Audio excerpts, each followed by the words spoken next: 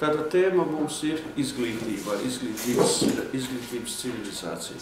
Nu, kā līdz šim arī par šo tēmu ir jau sagatavots raksts pirms kāda laika, un raksts kopā ar prezentāciju ar PowerPoint materiāliem ir ievietots mūsu pastkastītē. Ko es gribu teikt vispirms? Nu, cilvēku dzīvē ir tādas sfēras, par kurām katrs cilvēks var izteikt savu viedokli un par kurām katram cilvēkam ir savs viedoklis. Ir tā mūsu dzīvē. Mēs par politiku visi varam runāt un runājam labprāt. Mēs par sportu, futbolu, hokeju varam runāt un runājam labprāt bez, kā teikt, pārtraukuma. Par nacionālo jautājumu, par nacionālām lietām mums ir katram noteikti savs viedoklis. Nu, un tas attiecas arī uz izglītību. Tiek uzskatīts, kā arī par izglītību katrs cilvēks mīl runāt un labprāt runā, un viņam ir ko teikt, un viņam ir savs viedoklis un tā tālāk. Tas ir labi zināms. Ja. Ir arī tāda lieta kā izglītības filosofija, kā atsevišķa filosofijas nozare. Viņa nav pārāk plaša, bet viņa ir sastopama. Un korifeji šajā jomā ir Humboldts, Unamuno, abi Spāņi, Unamuno, Ortega Gassets ir. Tāpat tās Amerikā, Harvardas bijušais prezidents Boka kungs. Ir ļoti interesants, es teiktu tā, izglītības filosofs. Nu, lai jums nerastos priekšstats, kā mūsu saruna un manā saistībā ar izglītības tematiku arī pieder tai pirmajai sfērai, par kuru es minēju, es nedaudz gribu pastāstīt, atcerēties, kas ir reāli izdarīts. Nu, pirmkārt, es nodarbojos un interesējos par programmu sastādīšanu, augstskolu programmu sastādīšanu, tajās zinātņu nozarēs, kurās es jūtos daudz maz profesionāls. Tā ir komunikācijas sfēra un kulturoloģijas sfēra. No komunikācijas, protams, tā ir šodien interneta komunikācijas sfēra. Es esmu sastādījis studiju programmu jau 88. gadā kultūras vēstures skolotājiem, viņa tika realizēta Daugavpilī. Pēc tam arī līdzīgas programmas tika sagatavotas citās Latvijas augstskolās 1988. gadā. Es veselu gadu gatavoju šo programmu, tas bija padomu laiks, internets nebija, kur paskatīties nebija, bija zināms tikai, ka Padomu Savienībā nekur negatavoja kultūras vēstures skolotājs. Pēc tam es uzzināju, kad kļuva iespēja tikties ar mūsu emigrantiem, ar pašam, ka teikt, būt ārzemēs, es sapratu, ka es esmu faktiski sagatavojis pirmais rietumu civilizācijā kultūras vēstures skolotāju programmu, jo rietumos arī nekur universitātēs negatavoja kultūras vēstures skolotājs. Tālāk, pēc tam Daugavpilī es izstrādāju programmu un tika realizēta arī tā saucamai pedagoģiskai klasei. Tā bija tāda viengadīgā izglītība pēc augstskolas, lai mācītu latviešu valodu citautiešiem. Tas viss bija saistīts ar latviešu valodas nostiprināšanu valstī, ar integrācijas programmu realizāciju. Pēc tam es esmu sagatavojis maģistrantūrā programmu sabiedriskajās attiecībās. 2004. gadā, zinām laiku, es gatavoju programmu sabiedriskajās attiecībās un uzreiz maģistrantūrā. Arī nebija daudz, kur paskatīties, bet tā jau nedrīkst teikt, jo kur paskatīties bija, tajā laikā jau bija internets, un maģistrantūras programmas nebija tikai šeit Baltijas valstīs. Viņas bija jau Ukrainā, bija Krievijā, protams, rietumos bija. Tas ir, kā teikt, tāds darbs. Pēc tam esmu bijis iesaistīts kulturoloģijas priekšmeta sagatavošanā Latvijā vidusskolām. Tas ir jauns priekšmets kulturoloģijā, tā viņš saucās, tagad viņam arī gatavoja jau skolotājs, un man bija gods sadarboties ar izglītības ministrijas attiecīgajiem darbiniekiem un viņiem palīdzēt izstrādāt šo programmu. Tālāk es reizi apmēram 3 gados gatavoja programmas Latvijas augstskolām, gatavoja programmas attiecīgajās minētajās jomās, un viņas piedāvāju Latvijas augstskolām. Šīs programmas es gatavoju vadoties no tām izmaiņām, kas notiek pasaulē, jo dzīve virzās tajās jomās, kurās es cenšos orientēties, kā apmēram pēc 2-3 gadiem vai nu mainās gandrīz 50–60% visa, kā teikt, programmas struktūrā, vai nāk klāt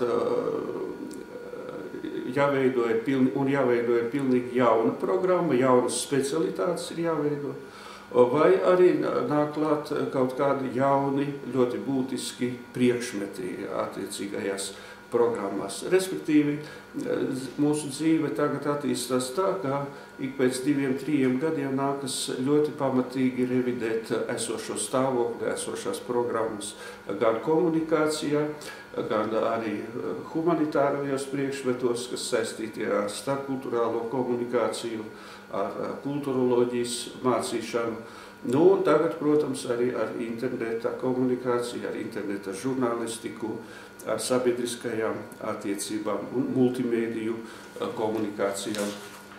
Tā kā tāda ir šī pieredze. Kas attiecās uz šīm programmām, es viņas piedāvāju mūsu augstskolām. Es tiekos ar attiecīgajiem mācību spēkiem, ar attiecīgajiem atbildīgajiem darbiniekiem.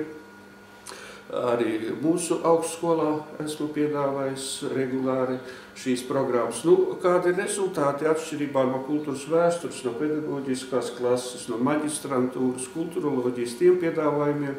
Šajā virzienā man rezultāti pagaidām ir visniecīgākie, faktiski nekādi, jo pārsvarā visur atbildīgos amatos šeit strādā cilvēki, kuri saka, ka mums jau tas ir, mēs jau visu to zinām, un krātās, ka saka, no manis vaļā. Es šīs programmas lieku internetā, savā mājaslapā, un es zinu, kā cilvēki skatās, un es zinu, ka pēc kāda laika parādās arī tajās augstskolās, kur es kaut ko esmu kādreiz piedāvājis, parādās programmas ar ļoti labi pazīstamiem nosaukumiem un ar pazīstamu saturu pēc tā. Tikai, kā teikt, man pašam nav bijis izdevība viņas realizēt, kā tas bija iepriekš. Pirmais jautājums – kultūras determinisms un izglītība. Šajā jautājumā mēs runājam, protams, par izglītības vispārējo kontekstu, par vispārējo reālo ainu, kāda ir saistībā ar izglītību. Elementāra loģika, protams, pasaka priekšā sekojošo. Ja iracionālisms ir sastopams ekonomikā, finansēs, komunikācijā, patērēšanā, tad iracionālisms ir sastopams arī citos kultūras segmentos, un tajā skaitā arī izglītībā. Faktiski citādāk tas nemaz nevarētu būt. Kultūra ir sistēmiska parādība, un kultūras atsevišķas izpausmes, un tajā skaitā izglītība, vairāk vai mazāk arī visu to izjūt. Protams, ka izglītība ir ļoti svarīgs kultūras segments. Un tāpēc nevajadzētu cerēt, ka izglītībai būtu izdevies izvairīties no tā, kas ir konstatējams citos kultūras segmentos. Tātad kapitālisma visjaunākajā laikmetā nākas runāt arī par iracionālismu izglītībā. Izglītību rada cilvēki, un izglītība ir cilvēku radītās kultūras sastāvdaļa. Kādi ir cilvēki, kāda ir viņu kultūra, tāda ir arī izglītība. Jo šeit nav ko gaidīt brīnumus, un nevajadzētu iedomāties, ka izglītībai izdotos lielā mērā atrauties no vispārējās kultūras tonalitātes. Kas vēl ir jāpiebilst? Izglītības sistēma nesastāv tikai no mācību iestādēm, skolotājiem, pasniedzējiem, skolēniem, studentiem. Izglītības sistēmā ietilpst arī tas fenomens, ko sauc par birokrātiju. Izglītības ministrija, izglītības pārvaldes un tā tālāk. Tātad izglītības sistēmā ietilpst struktūra, kuras galvenā sūtība ir visdažādāko likumu projektu, instrukciju, noteikumu ieviešana un izstrāde, ieviešana un kontrole.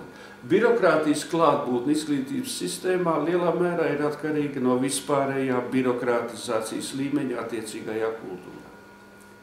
Ja kultūra ir caurstrāvota ar birokrātisku mentalitāti, tad tas atspoguļojas arī izglītības sistēmā tūlītās. Ja attiecīgās kultūras autoriem ir minimālas birokrātisma noslieksmes, tad tas būs tūlīt arī jūtams izglītības sistēmā. Katrai izglītības sistēmai ir raksturīga arī noteikta retoriskā stratēģija, kā es to saucu, retoriskā stratēģija. Tajā var ietilpt solījumi, jaunieti teicami sagatavot dzīvei, dot viņam lielisku profesiju, iemācīt mīlēt dzimteni bez šovinisma, audzināt nacionālās identitātes garā. Šo retorisko stratēģiju visbiežāk formulē īpaša tipa birokrāti, kuri nepārtraukti vēlas reformēt izglītības sistēmu, nepārtraukti sapņo par jauna tipa izglītību, mācību iestādi, kurā valda radošais gars un tam līdzīgi. Šī retorika lielā mērā ir saistīta ar kultūras vispārējo, teiksim tā, inteliģences līmeni. Ja šis inteliģences līmenis vispār ir piesātināts ar retoriskām konstrukcijām, tad arī izglītība izjūt un sabiedrība izjūt dažādus solījumus šajā ziņā. Un to var vienmēr konstatēt attiecīgajā kultūrā ļoti ātri. Te ir zināma likumsakarība, jo sabiedrība ir mazāk retoriski tāda strateģiska un retoriski orientēta, jo mazāk viņa, protams, sola arī izglītības jomā un visbiežāk faktiski neko nesolāja. Nākas sastapties ar retoriku, kas ir veltīta tehnisko un humanitāro zināšanu pretstatam. Šī retorika rietumu civilizācijā ir ļoti izplatīta, tradicionāla. Laiku pa laikam viņa īpaši uzplaukst, kad tiek pretstatītas tehniskās zinātnes un humanitārās zinātnes. Es pats esmu dzīvojis laikmetā, kad ļoti krasi pretstatīja tā saucamos līriķus fiziķiem. Šī tematika bija ļoti izplatīta, par to rakstīja avīzēs, un tie bija tādi jēdzieni, kurus lietoja nepārtraukti visās dzīves sfērās, ne tikai skolotāji, bet viņus ļoti plaši lietoja arī žurnālisti un, varētu teikt, tāpat pat sadzīvē cilvēkus apsaukāja par līriķiem un citus varēja apsaukāt par fiziķiem. Tas laiks ir pagājis. Šodien atkal šī tematika uzplaukst, jo šodien atkal, kad parādās šis retoriskais pretstatījums, kas balstās uz humanitāro un eksakto zinātņu pretstatījumu. Kas vēl ir svarīgi? Profesionālā, jeb tā saucamā funkcionālā izglītība bez fundamentālās, jeb humanitārās izglītības ir himēra. Vai labākajā gadījumā skaista pils, kas faktiski ir būvēta uz smiltīm. Diemžēl šo lietu ne visur un nevienmēr saprot un ņem vērā. Ir valstis, kuras arī var sagrupēt, kā tiek ņemts vērā un kā tiek saprasts šis princips. Jo ir zināms, un tā ir jau tūkstošgadīga pieredze, ka humanitārai bāzei ir ļoti, ļoti liela nozīme izglītībā un vispār strateģiskajā domāšanā, radošajā domāšanā vispār. Šajā sakarā labi ir paskatīties, kur sūta mācīties savus bērnus gudri cilvēki vai cilvēki, kuri vēlas, lai viņu bērni piedalītos strateģiskajā plānošanā, valsts, pasaules, planētas pārvaldīšanā. Ir ļoti interesanti pasakot, kur, piemēram, Klintons aizsūtīja mācīties savu meitu un tam līdzīgi. Pašlaik modīgā plurālisma demagoģijas apstākļos tiek pievērēta samērā nevērīga izturēšanās pret fundamentālo humanitāro izglītību. un priekšroka tiek dota tādai operatīvai, profesionālai sagatavošanai, kas, saprotams, ir saistīta ar noteiktiem ekonomiskajiem apstākļiem, ar demografisko situāciju, ar ražošanas būtību vispār mūsdienās. Taču kopumā var teikt, ka arī šajā jomā tiek daudz kas pārspīlēts, un tās zemes, kuras automātiski un it kā nepārdomāti cenšas respektēt šo principu, noteikti zaudē. Runājot par himēriskumu izglītībā, šeit mēs varam pieminēt vairākus konkrētus momentus. Otrais jautājums ir himēriskums izglītībā.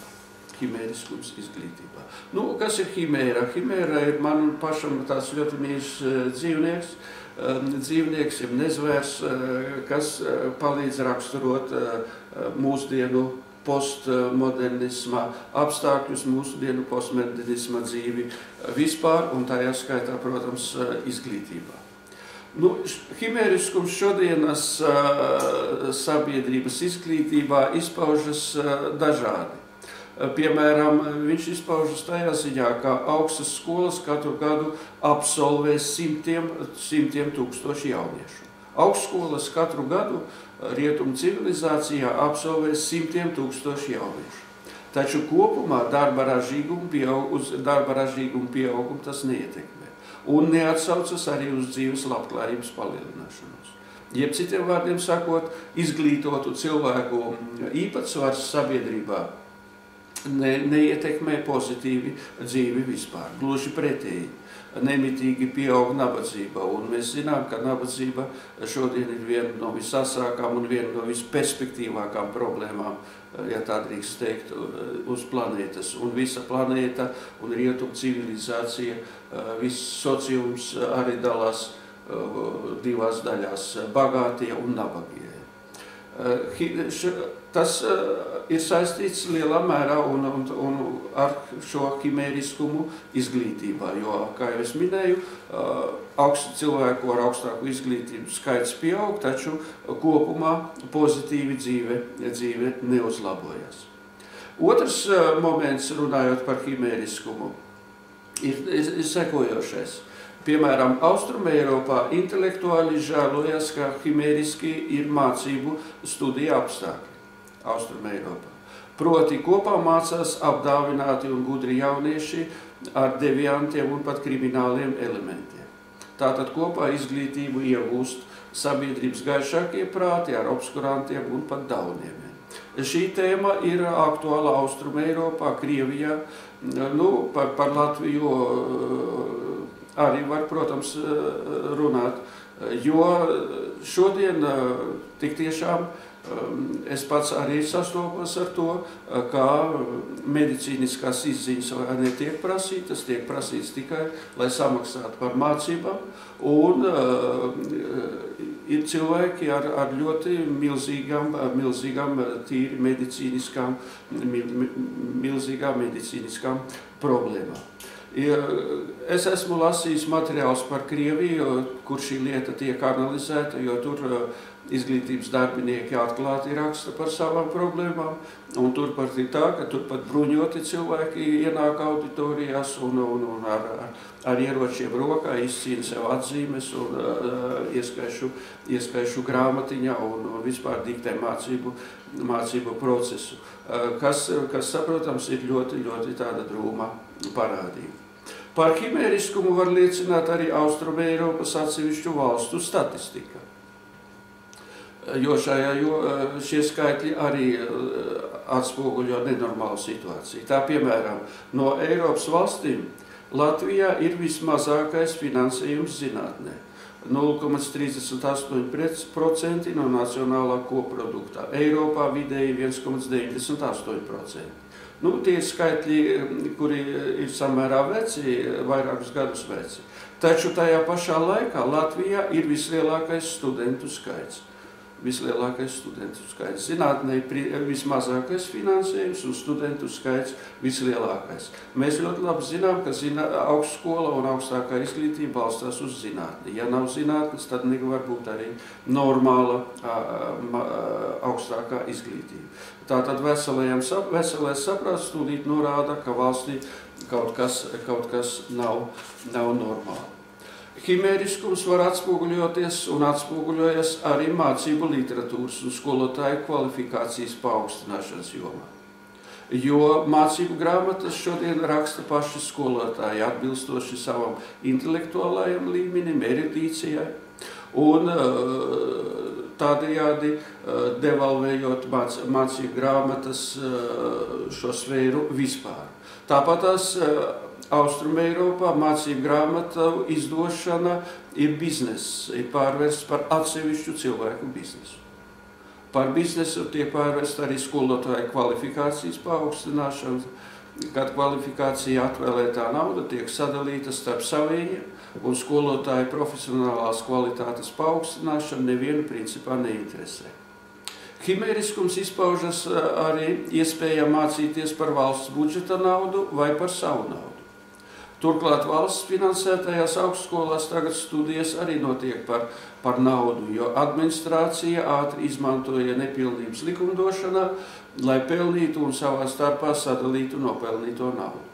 Alkātības kulta laikā arī asociāli jaunieši un jaunieši bez intelektā var tikt pie augstskolas diploma par naudu. Tā ir ļoti plaši izplatīta parādība Austrumeiropā. Viduvējības augstskolās bija vienmēr, bet tās zināja savu vietu un vispār nedominēja studentu kontingentā, kā tas nereti sastopams pašlaik. Mācību process šodien tiek pieskaņots principā viduvējībām, kuri mācās par naudu. Pie tam dzīve liecina, ka maksāt par mācībām visbiežāk spēj tie, kuri nespēj mācīties un apgūt zināšanas. Himēriskums atsaucās arī uz pasniedzējiem. Kā zināms, eiropeiskajās zemēs par augsti kvalificētu darbu vēsturiski jau sen ir pieņemts maksāt vairāk nekā par zemu kvalificētu darbu. Tiesa, Eiropas austrumpusē šo tradīciju 20. gadsimta sākumā pārtrauca bolševiki, kuri par intelektuālo darbu maksāja ievērojami mazāk nekā strādniekiem un kolhozniekiem par fizisko darbu. Diemžēl bolševiku tradīciju tagad turpina Austrumeiropas atsevišķās zemēs ļoti enerģiski.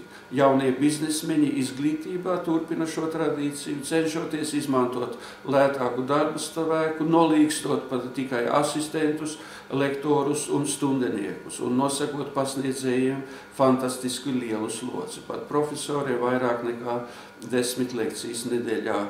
Lai elementāri nopelnītu algu, respektīvi izpildītu vienu slodzi, profesoriem mācību gadu laikā nākas lasīt lekcijas 10 un pat vairāk studiju priekšmetos, kas, salīdzinot ar pārējo pasauli, protams, ir superhimērisks gadījums.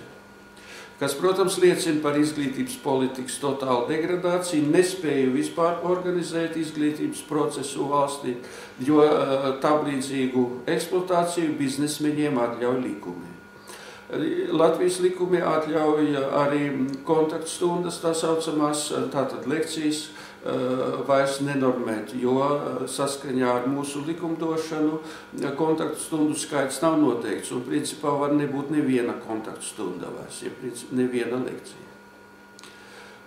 Kādreiz, ja mēs salīdzinām stāvokli šodien atsevišķās Austrumeiropas zemēs, un ar Austrumeiropu es šeit domāju galvenokārt Krieviju un Latviju, par kuru es varu spriest, balstoties uz savu pieredzi un lasīt to regulāri katru dienu, lasīto literatūru. Starp citu, regulāri es sekoju līdzi vismaz kādām 10 augstskolu darbībām, tagad ar internetu starpniecību, paldies Dievam, to var darīt ļoti, ļoti veiksmīgi. Protams, es sekoju līdzi labākajam, kas ir rietumu civilizācijā.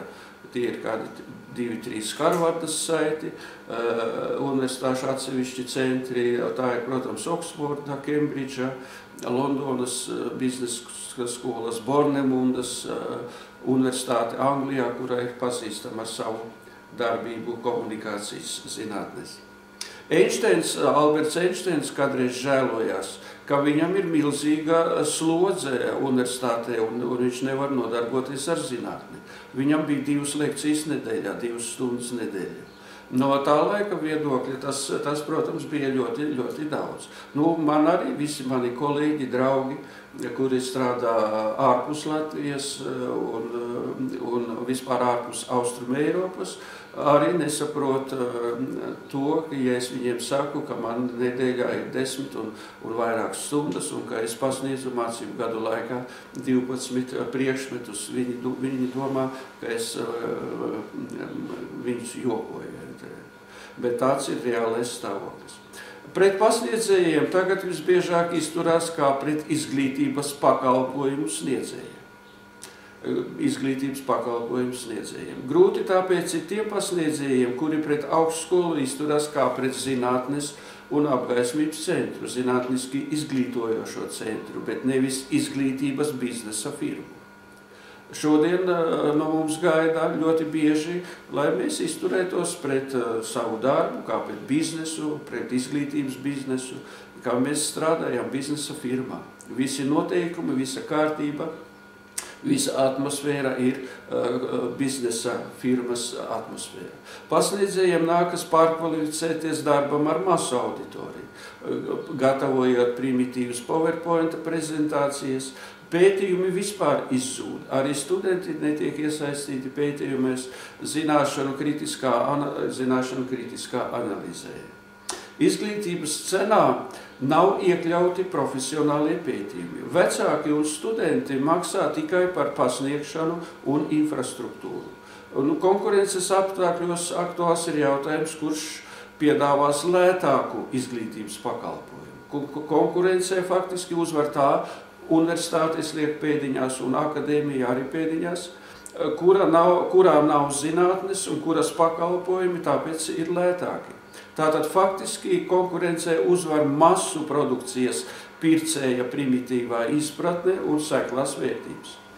Austrumeiropas atsevišķās zemēs jau sen ir paudze ar augšējo izglītību, kura nepazīst vārdu fakultāte un katedra. Lai ekonomētu naudu un nemazinātu sev peļņu, jaunie biznesmeņi ir optimizējuši savas universitātes pēdiņās un akadēmijas pēdiņās struktūru, atsakoties no fakultāšu un katedru veidošanas, bez kā universitāte, akadēmija vispār nav iedomājama. Masu izglītības apstākļos pasniedzēja unikalitāte arī zaudē nozīmi, jo dominē viedoklis, ka lekcijas var lasīt jebkurš izmantojot svešu materiālu. Augstskolas vairs nepārvalda akadēmiskā pašpārvalda, bet parasti pārvalda paši saimnieki, izglītības biznesmeņi. Valstīs var būt likumdiešana tā izveidota, ka viņa neprasa pat no šiem biznesmeņiem ne augstāko izglītību, ne izglītību vispār, jo tas principā nav nekur noteikts, kas var atklāt šo biznesu izglītībā veidot augstskolas. Tā rezultātā akadēmiskā morāle degradējas. Pasniedzēji strādā arī cita profila biznesa struktūrās, lasa lekcijas vairākās augstskolās. Pasniedzēju vecogvārdi, kā saka, nomaina pēcpadomi jaunie kadri, kuri gatavi strādāt par mazāk atalgojumi, kuri savā izcelsmē nāk no mazāk kreatīvas darbs. Līdzīgs stāvoklis, diemžēl, ir arī Rietumu valstīs, Amerikas Savienotajās valstīs, jo arī tur ir sakarā ar demografiskajiem apstākļiem un citiem apstākļiem ir diezgan lielas izmaiņas. Universitātes portrets, trešais jautājums. Tiek uzskatīts, ka Eiropiešu vēsturē viens no stabilākajiem sociāli organizatoriskajiem institūtiem ir universitāte. Tas nozīmē, ka vispār no sociālajiem institūtiem, no vāras, politiskās vāras, ekonomiskās vāras, juridiskajiem institūtiem, universitāte ir visstabilākā. Tā tas arī ir, jo universitātes dzīve aizvadītajos 1000 un vairāk gados, kopš Boloņas universitātes dibināšanas laikiem lielā mērā nav mainījusies.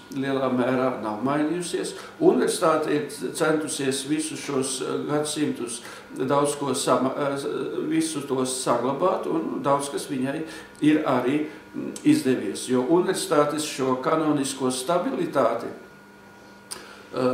mēs jūtam joprojām. Šo kanonisko stabilitāti skaidro ar tās misijas un funkciju nemainību. Jo universitātes misijas centrā ir zināšanu uzkrāšana un translācijas studiju formā. Saprotams, nav noliedzams izmaiņas zināšana un to vērtības izpratnē. Atbilde uz jautājumu, kas ir zināšanas un kāpēc tās ir vajadzīgas sabiedrībai, ir noteikti mainījušies kopš 12. gadsimta, kad veidojās universitātes Eiropā. Arī autonomijas realitātes ir atkarīgas no zināmām universitātes funkcionēšanas tradīcijām. Rietumā pasaulē pastāv 3 universitātes funkcionēšanas tradīcijas – eiropiešu, kontinentālā un britu, kurai pievienojas tagad arī amerikāņu tradīcija. Katra no tām ir gājusi savu ceļu. Kontinentālajai universitātei ir raksturīga valsts koordinējošā loma. Britu universitātēs dominē autonomija, tajās pastāv kolektīvās vadības princips. Amerikāņu universitātēs pārsvaru guva arī spēcīga autonomija, taču profesori pēdējā laikā un vispār maz piedalās pārvaldīšanā. Tas arī ir raksturīgs. Amerikāņu universitātēs ir izkristalizējusies noteikta klasifikācija. Literatūrā ir sastopami vismaz kādi 7 universitāšu varianti. Amerikāņus studēt universitātē pamudina vismaz 3 motīvi. Šie motīvi ir vērts, lai mēs viņus pieminētu, jo mums šeit ir milzīgas atšķirības Austrum Eiropā no amerikāņu pieejas izglītībai un īpaši augstākai izglītībai.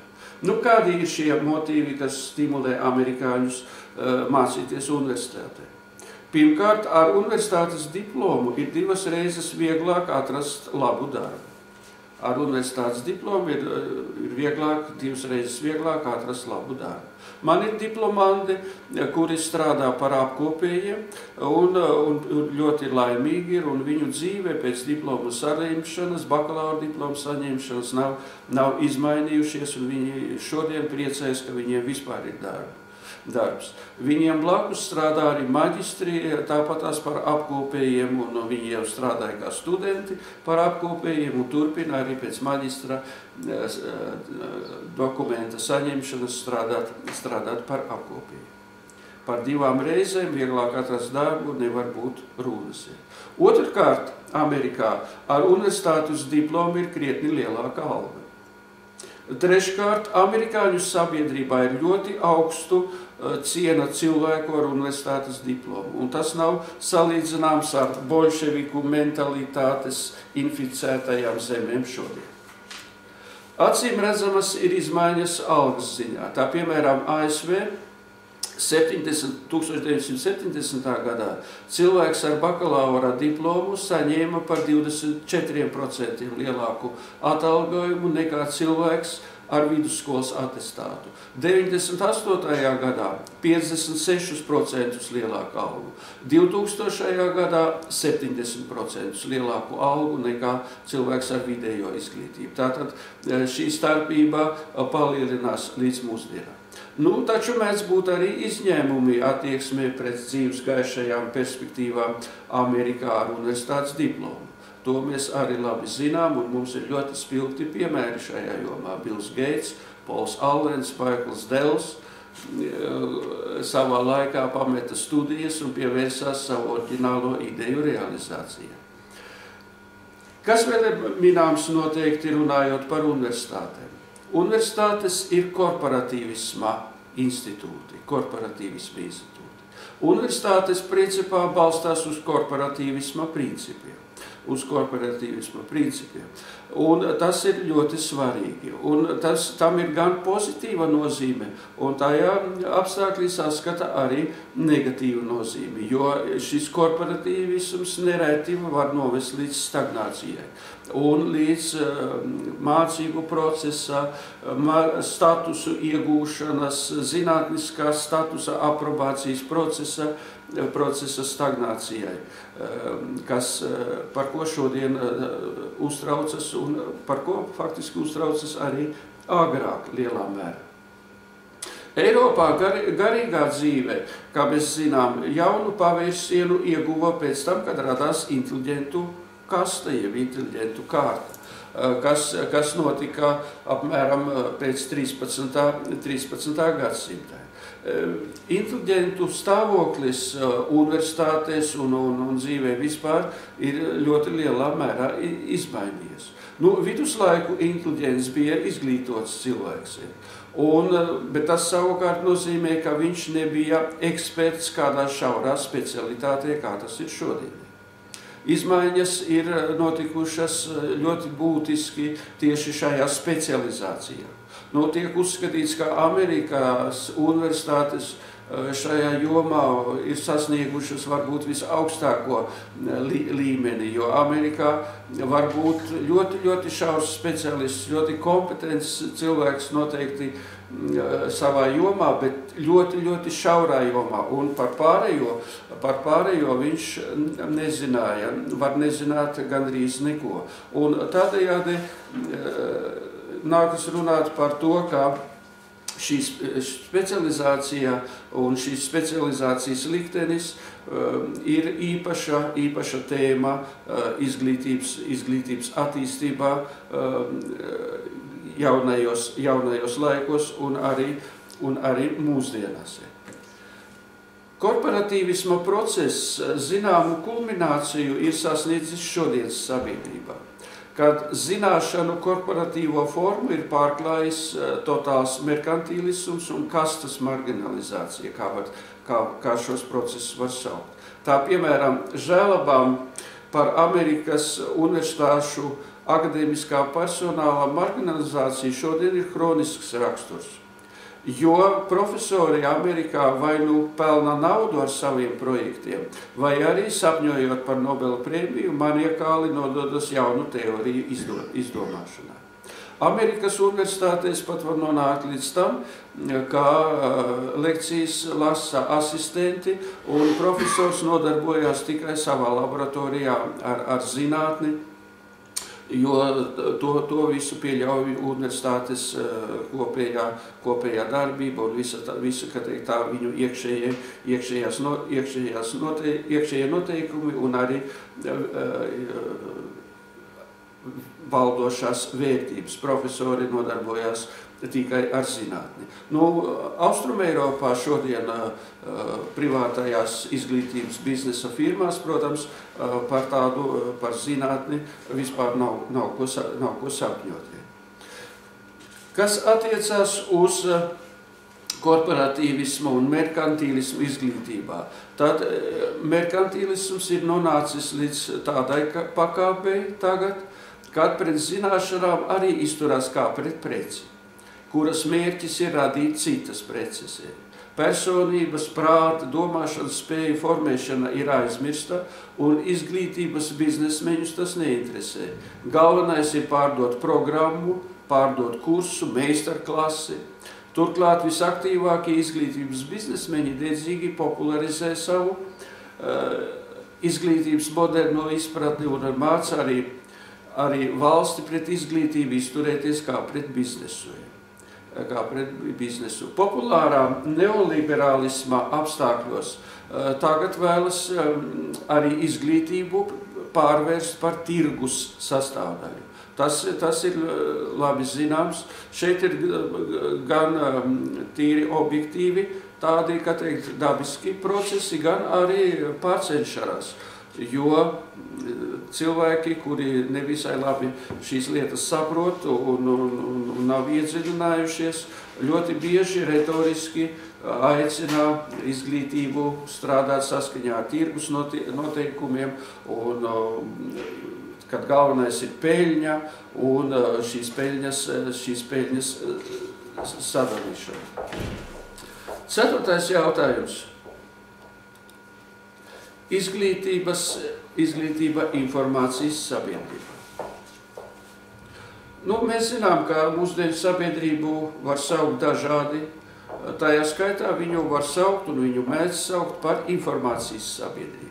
Jo informācijas loma ir ļoti liela, un šajā informācijas sabiedrībā ir ļoti liela loma arī zinātnei. Zinātnei ir ļoti liela loma. Tiesa, šajā ziņā pastāv arī pretējs uzskats.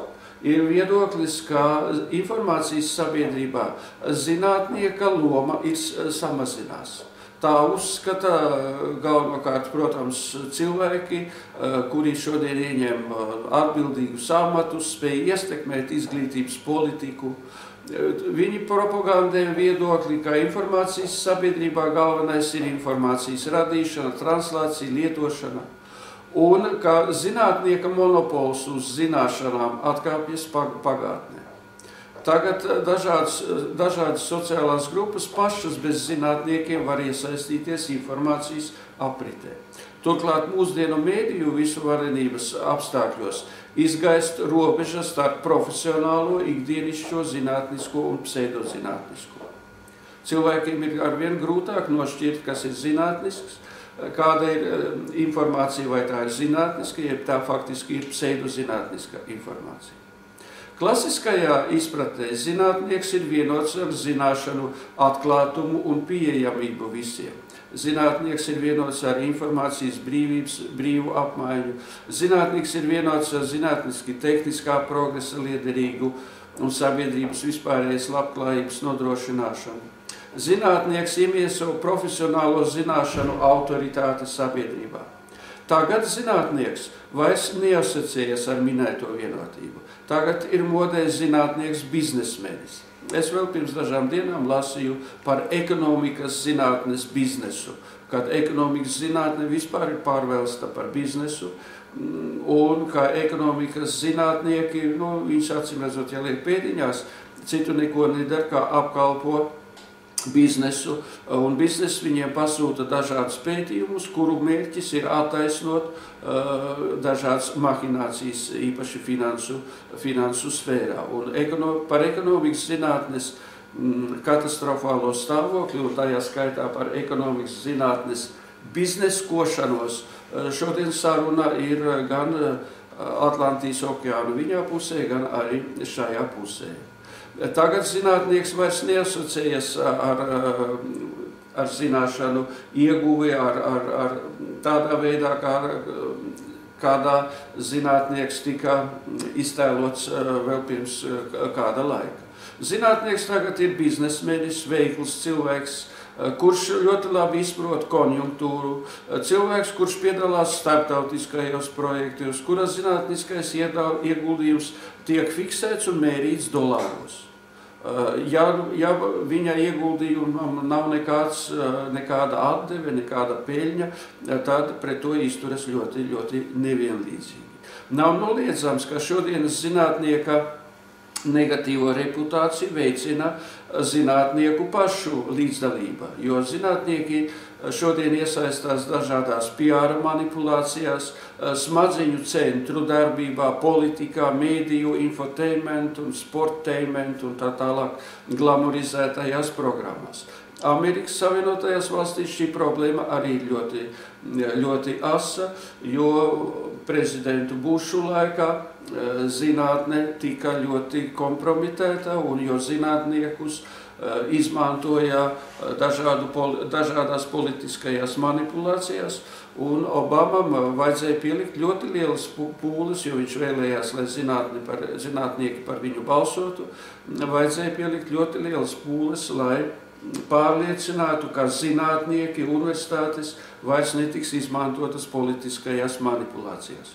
Nu, acīm redzot, vislielākā manipulācija bija tā, kas ir saistīta ar to, ka zinātnieki apgalvoja, ka Irākā ir atomieroči, jo Bušs balstījās uz zinātnieku viedokļu un centās panākt, lai zinātnieki to apgalvo. Ir vēl daudzas citas manipulācijas ar zinātni un no politiķu interešu viedokļa.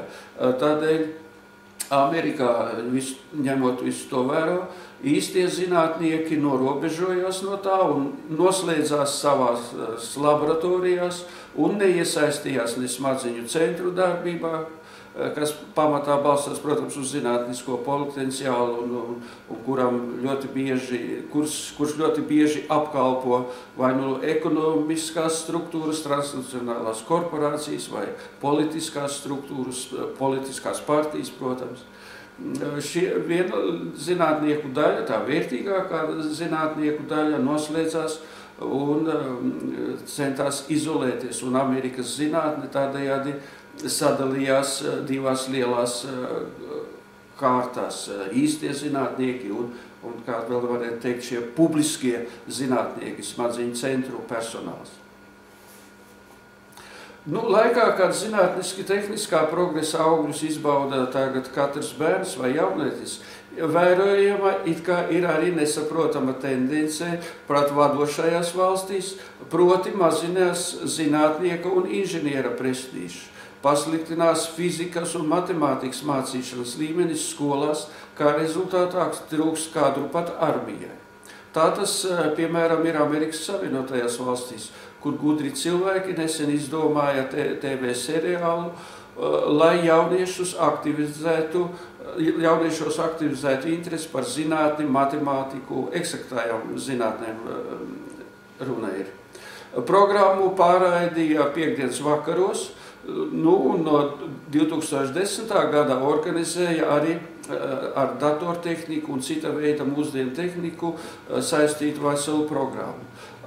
Amerikas Savienoto Valstu kompjūteru pētniecības asociācija noskaidroja, ka, piemēram, 2006. un 2007. gadā studentu skaits datorzinātnēs bija samazinājies par 43%. 2006. un 2007. gadā par 43%, salīdzinot ar 2003. un 2004. gadu.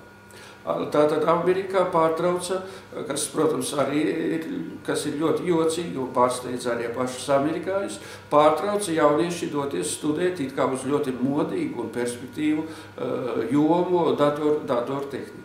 Arī Lielbritānijā spēcdienesti izveidoja speciālas datorspēles, lai iesaistītu jauniešus, vidusskolēnus un reklamētu darbu ar datoriem armijā un spēcdienestos. Arī Anglijā trūkst kadru un ir pat armijā, tāpat kā Amerikas Savienotajās valstīs, ir problēmas ar šiem kadriem eksaktajās zinātnēs, matemātikā un tajā skaitā arī datorzinībās. Uz mūsdienu izglītības universitātes portretu katrā ziņā atsaucas arī humanitāro zināšanu glamurizācijā. Ir tāds process, kuru mēs varam šodien saukt par humanitāro zināšanu glamurizāciju. Mākslas izstādes, koncerta, teātra izrādes apmeklēšana ir kļūsi par prestīžu patērēšanu, jo pret grāmatu, filmu, lūgu, simfoniju cilvēki ir sākuši izturēties kā pret patērēšanas priekšmetu. Zināma loma šajā procesā ir humanitārajām zinātnēm, kuras, diemžēl, ir iesaistījušās šo mākslas veidu, grāmatu, filmu baudīšanas reklāmā un glamurizēšanā. Un arī universitātēs ir radušies kursi par instrukcijām, kā lasīt grāmatas, kā klausīties mūziku, un pat universitātes lielā mērā ir sākušas propagandēt garīgās kultūras darbus no tāda glamurizēta viedokļa. Ļoti negatīvs moments, kas atsaucās uz universitāšu likteni, ir tā saucamā pseidodemokrātija. Demokrātija, respektīvi pseidodemokrātija, kas grauj izglītību. Izglītībai ir jābūt pieejamai visiem, taču nedrīkst tā vārdā sagraut augstākās izglītības klasiskos standartus, kuri nav pa spēkam visiem cilvēkiem vienādā mērā, bet ir pa spēkam tikai nedaudziem attiecīgi piemērotiem jauniešiem. Skaidrs, ka sabiedrība tagad ir tehnoloģiski orientēta, un tajā pašā laikā baltie cilvēki ir orientēti uz iracionālu pārtērēšanu, izklaidi, dzīves baudīšanu. Tāpēc šodien izglītībā ir neizbēgams pretruns starp augstākās izglītības klasiskajiem standartiem. Šodien ir pilnīgi skaidrs, ka ļoti daudzās zemēs vislielākā problēmā iegūt labu izglītību ir apdāvinātiem spējīgiem bērniem, jo viņiem nākas studēt kopā ar mazāk spējīgiem cilvēkiem, un mācību process, protams, tiek pieskaņots šai daļai, un nav piemērojams, piemērojami mācību apstākļi tieši pašiem labākajiem bērniem. Man šajā jomā arī ir zināma pieredze, jo pirms dažiem gadiem tajā iepriekšējā periodā kārtējā, kad es izstrādāju veselu programmu sēriju, viena no šīs sērijas daļām bija veltīta tai, ko es nespēju izdomāt labāku vārdu un lietoju veco elitārai izglītībai. Es šīs programmas nesu un rādīju, un Latvijā šajās mācību iestādēs, kuru vadība un īpašnieki mani pieņēma, es sastapos ar noteiktu attieksmi. Piemēram, bija pat tādi gadījumi, kur cilvēks, saimnieks, teica, jūs, protams, neesat lietas kursā. Mums visas programmas ir elitāras, jo mums viņas maksā tik un tik tūkstošus. Skaidrs, ka pēc tādas atbildes tur saruna netika turpināta un gribējās pēc iespējas ātrāk atvadīties, jo cilvēks pat nesaprata, par ko ir runa, un mērīja savu izglītības programmu pēc tā, cik par viņu ir jāmaksāja, kas, protams, ir pilnīgi aplami. Rodoties pakalpojumu ekonomikai no 20. gadsimta 50. gadiem, ļoti būtiski izmainījās arī izglītības loma, izglītības misija sabiedrībā. Jo pakalpojumu ekonomikas darba tirgū tagad ir iestājies augstskolas diplomu kults. Augstskolas diplomu kults, un daudzus amatus vairs nevar ieņemt bez augstākās izglītības dokumenta. Augstāko izglītību prasa banku darbiniekiem, medmāsām, sociālajiem darbiniekiem, policistiem, apsargiem, kurjeriem. ASV tāpēc ir izveidotas tā saucamās pēdējās cerības koledžas. Tajās mācās tie, kuriem ir vidusskolā bija vājas sekmes un kuri jau ir strādājuši un dzīvojuši kā tipiski vidusšķiras pārstāvji. Viņi turpina dienā darbu, bet vakarā mācās pēdējās cerības koledžā, lai darba vietā iegūtu paaugstinājumu amatā. Tāpēc viņiem ir vajadzīga apliecība par augstāko izglītību. Starp viņiem daudz ir policisti, medicīnas iestāžu un municipālo dienestu zemākais personāls. Iespējams, visjaunāko laiku izglītības civilizācijā viens no visintriģējošākajiem jautājumiem ir jautājums par augstāko izglītību, kā formālu, statusu. Kā jau tik minēts, tagad darba devēja augstāko izglītību pat prasa kurjeriem, policistiem, es esmu lasījis, kā arī sētniekiem un tam līdzīgi. Augstākā izglītības pieprasījums ir zināms šodien ļoti plaši. Taču runa ir par cita veida faktiski zināšanām, nevis par augstākajām, augstskolas zināšanām. Runa ir par dzīvajām zināšanām, kuras prasa darba devēji. Zināšanas mēs varam iedalīt divās daļās. Pirmkārt, formālās zināšanas, kuras mēs apgūstam mācību iestādē, vidusskolā, universitātē, akadēmijā, un dzīvās zināšanas. Šodien pakalpojumu ekonomikas apstākļos faktiski tiek prasītas dzīvās zināšanas. Kas ir dzīvās zināšanas? Dzīvās zināšanas principā ir tas, ko Dievs mums dod šūpulī. Un ko principā nevar izmainīt un būtiski ietekmēt formālās zināšanas universitātē, akadēmijā vai kādā citā augstākajā mācību iestādē. Lieta ir tā, ka šodien darba devēji pakalpojumu ekonomikas apstākļos ir spiesti meklēt kadrus, kuri strādās ar cilvēkiem, jo pakalpojumu ekonomika pamatā ir darbs ar cilvēkiem. Un šodien tā ir izveidojies, ka darba devēji, sūtot un meklējot kadrus darbam ar cilvēkiem, protams, ka ir nobažījušies, jo viņi saprot, ka viņiem ir jāsameklē tāds cilvēks, kuru var, kā rupji sakām, var laist runāties ar citiem cilvēkiem. Un tas nozīmē, ka tam cilvēkam ir jābūt, komunikablam, viņam ir jāprot literāri runāt, viņam ir jābūt, ar attiecīgu stāju, ar attiecīgām manierēm, viņam ir jābūt patstāvīgam, viņam ir jāspēj patstāvīgi pieņemt lēmumus sarunā ar attiecīgā pakalpojuma ņēmēju.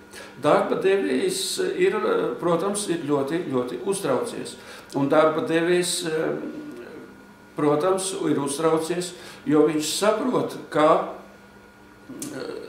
no vienas puses viņš saprot, ka augstskolas diploms, formālais augstskolas diploms nebūtu vēl var nodrošināt šīs komunikabilitātes spējas, šo spēju patstāvīgi pieņemt lēmumus, patstāvīgi vispār vadīties attiecīgajā situācijā, spēju reklamēt savu firmu, spēju nodrošināt to, ka klients atgriezīsies pie attiecīgās firmas pakalpojumiem arī turpmākiem.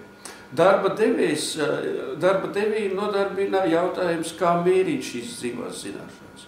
Un ir skaidrs, ka rietumu civilizācijā ir izvēlēts viens kritērijs, kā mērīt šīs dzīvās zināšanas, kuras šodien ir priekšplānā. Un šis kritērijs ir formālais augstskolu diploms, diemžēl. Jo vai nu diemžēl vai nediemžēl, bet cita kritērija nav. Un tāpēc šodien darba devēji prasa no visiem tiem, kuri iesaistās pakalpojumu ekonomikā, prasa augstāko izglītību. Jo uzskatot to, ka ja jau cilvēkam ir augstskolas diploms, tad viņu var laist darbā sarunā ar citiem cilvēkiem. Šo niansi nevienmēr saprot jaunieši un nevienmēr viņi saprot, kāda ir atšķirība starp dzīvajām zināšanām un formālajām zināšanām. Un nevienmēr, protams, arī saprot to, kāpēc no viņiem prasa visur augstskolas diplomu. Austrum Eiropā un tajā skaitā arī Latvijā ir vēl viena nelaime, kuru izbauda, diemžēl, mūsu jaunieši, mūsu augstskolu absolventi.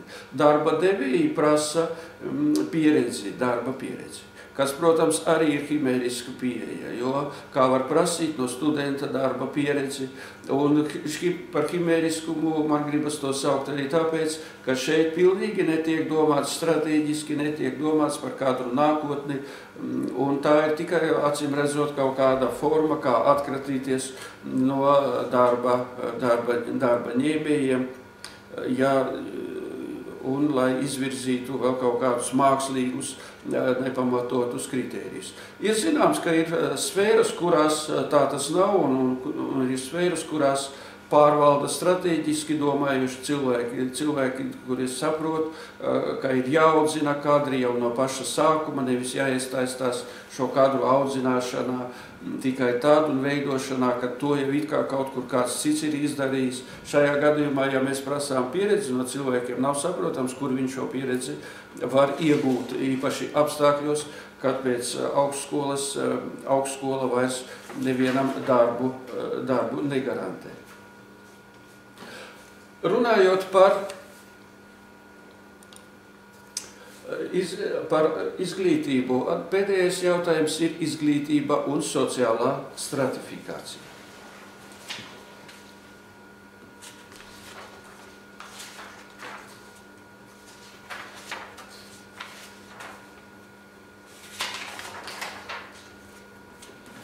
Izglītība un sociālā stratifikācija. Izglītības sistēmā vienmēr ir tiekusies saglabāt pastāvošo sociālo stratifikāciju. Tas skan negaidītu, taču neviena izglītības sistēmā par savu reālo mērķi nekad nav izvirzījusi jauna sociālā slāņa veidošanu. Jauna sociālā slāņa, šķiras, kārtas, kastes veidošanu. Tā tas bija viduslaikos, tā tas turpinājās arī jaunajos laikos un mūsdienās. Mūsdienas nav izņēmums.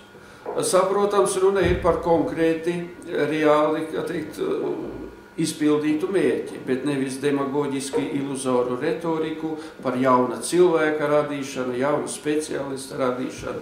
Tā ir retorika, kuru mīlēja padomju iekārta. Tagad īpatnī ir vienīgi tas, ka pašlaik tik tiešām mūsu dzīvē mainās šī sociālā stratifikācija. Svarīgi ir arī tas, ka industrializācijas, postindustrializācijas pārējais laikā ar vien lielāka loma kļūst masu izglītībai. Un masu izglītības līmenī šodien ir sasniegusi, diemžēl, arī augstākā izglītība. Tas vēl nesen nebija tā.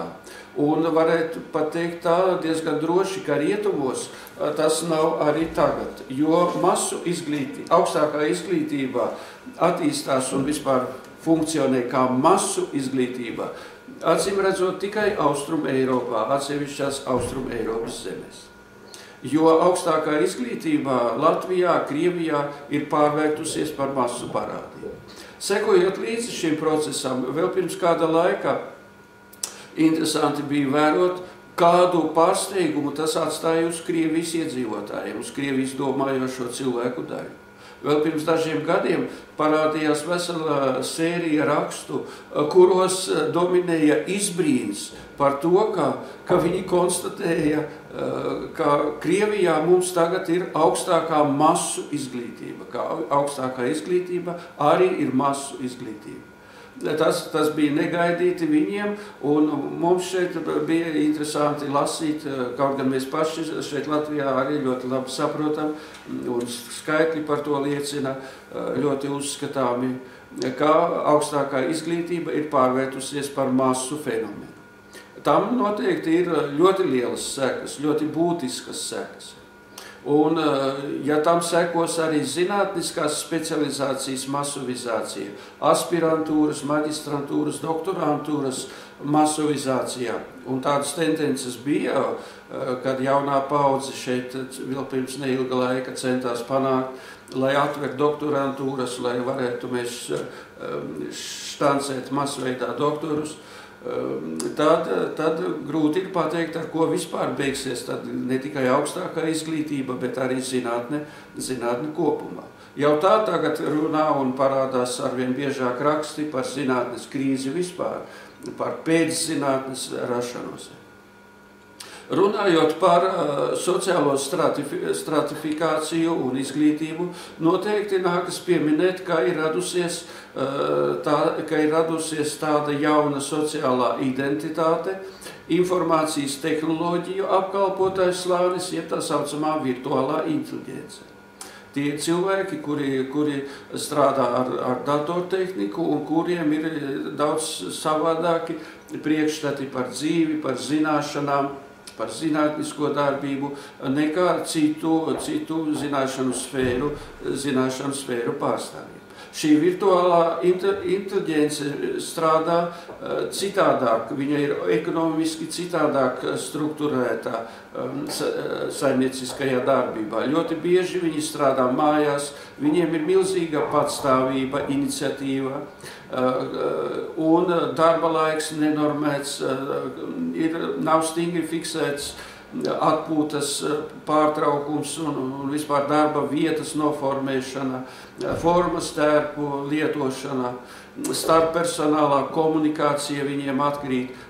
Šī virtuālā inteliģence veidojas pēc pilnīgi jauniem cilvēces vēsturē, jauniem principiem, organizatoriskā darba principiem un tam līdzīgi. Ir sastopams viedoklis, kā runājot par sociālo stratifikāciju, nākas minēt arī to, ka postindustriālajā laikmetā samazinās izglītības loma.